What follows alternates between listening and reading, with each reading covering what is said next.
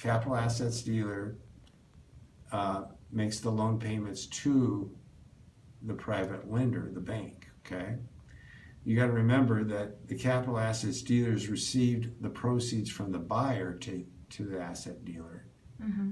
The asset dealer invests those funds, and the return that they receive on those funds from the buyer enables them to pay the loan back. The seller is off the hook and does not pay. And there's also I'm getting ahead of myself, but we'll just leave it at that. Here's how: when the loan closing occurs, the seller receives the loan proceeds, okay, from the bank. The bank. The dealer then receives the sales proceeds. The dealer then invests the sales proceeds. The revenue generated by the investments fund the payments for the bank, okay? From investment proceeds, each month, the dealer makes an installment payment to the seller. That payment is deposited into an escrow account, which flows from the seller to the lender automatically. Long-term automatic escrow accounts manage loan repayment. In other words, the dealer makes the loan payments on the seller's behalf. Here's an important question. What happens if the dealer doesn't make the payments? Okay? Mm-hmm. You got this loan hanging out there. There is no default risk whatsoever for the seller. The loan is unsecured, and thus the seller's assets are not attached in any way. The loan agreement between seller and the lender provides that if the dealer does not make the payments for any reason, the seller is not obligated to make up for the dealer's default. Okay?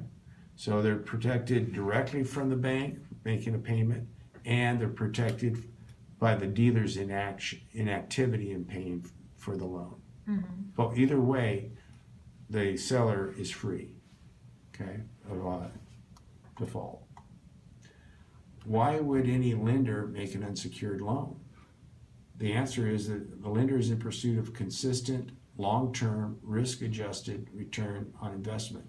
You know, just like you and I walked around my office and you saw those desks with people that would be in it, that costs money, right? Mm-hmm.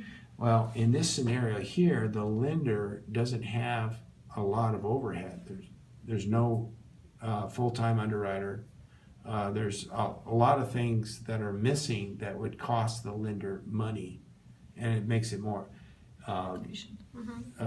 cost-effective for them. It's almost like instead of having a concrete brick and mortar office, they online Mm-hmm. almost. Kind of a comparison. But could you send this presentation via email? Yeah, I can send it to you. Mm-hmm. Perfect. But you have to sign up first. Oh. You have to make a decision. Mm-hmm. It doesn't cost you anything, though. So, by participating in this arrangement with the dealer, the lender can achieve a consistently higher rate of return with lower costs and lower risk of default than typical loan programs. The lender does not look to the seller to make the payments. Rather, the lender looks to the dealer to fund the monthly loan payments. What does the nearly equal in selling price mean? The seller typically receives a loan amount of 93.5% of their net proceeds. For instance, if the after selling expenses sale proceeds are $1 million, the seller would receive a tax-free loan of $935,750. Mm-hmm. Okay. Mm-hmm. Here's the math. Net proceeds $1 million, loan at 95%, less 1% loan origination fee and a 0.5 point setup fee for the escrow. So the total amount to the seller would be $935,750. Who is the lender? The lender is a non-institutional private lender and an affiliate of a long-time commercial mortgage lender. The affiliate was set up for the specific purpose of making these monetized loans. What if the seller dies before the 30 years is up? just as all other seller assets, the installment sale contract and the loan, as well as any assets that were purchased with the loan proceeds, become part of the seller's estate. Like, for example, like this gal, she's gonna buy other property, income property in other areas, and have that as part of her retirement. If she passes away, that'll be part of her estate. So will this, this monetized installment sale contract will be part of her estate. It just continues on without her. And it'll be it'll be part of her estate, and the installment sale payments to the seller's estate, and therefore the payments to the lender, continue on just as if the seller was still alive. There is no additional management required by the seller's heirs. They don't have to do anything. It's already set up and on autopilot pretty much. Okay? What happens out in 30 years? In the 360th payment from the dealer to the seller is the principal from the sale 30 years earlier. That final payment then flows through the escrow accounts to the lender to pay off the loan. After the 360th payment is made, the installment sale contract and the loan repayment is now satisfied and the transaction is complete. When does the tax get paid? The 360th payment is the sale proceeds from the sale of 30 years earlier.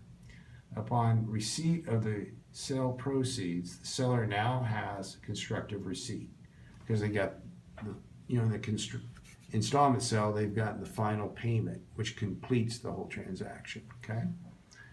The following year, when the seller files their taxes, they will report receiving sale proceeds and will be subject to tax on those proceeds at the current tax rate at that time.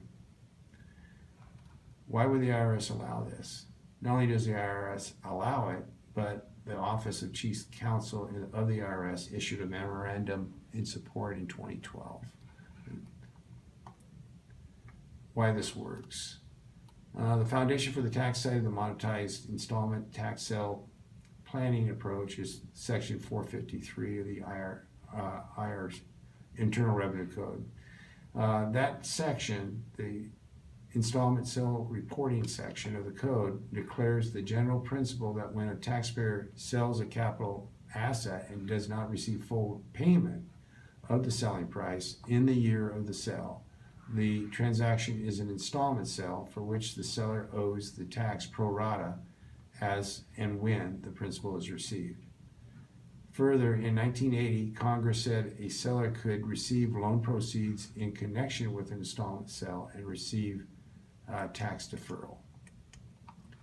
Utilizing the monetized installments tax sale planning approach enables a seller of a low basis, highly appreciated asset to swap taxable sale proceeds for non-taxable loan proceeds at the time of the sale. Okay, what we're going to do, if you're interested, if you want to continue the next step, is I'm going to email you Yes. a presentation that covers the executive summary and gives you background. Sorry to put you to sleep. No. Okay, I'm listening. and this is a disclaimer, and that is the long and short of that. So what I'll do is I'll email you a video